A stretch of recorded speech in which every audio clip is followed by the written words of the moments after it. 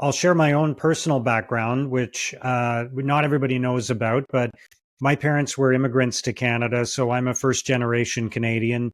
I look like a middle-aged white guy, but my parents come from a diverse background. My dad was from England, so that part of the story is not unusual for somebody who moved to Ottawa, but he moved to Ottawa from England in the 1950s.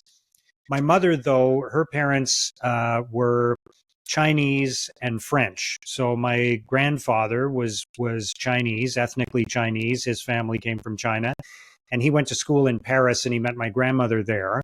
She was born in Paris and grew up in Paris. And they got married, which was an unusual thing at the time. They were a couple of mixed race. And they moved to China, and they grew up, my mother and her sisters grew up in China. They spent the first 15 to 20 years of their life in China. And then they moved to Canada at the time of the Communist Revolution in China, left everything behind and came to this country and started over.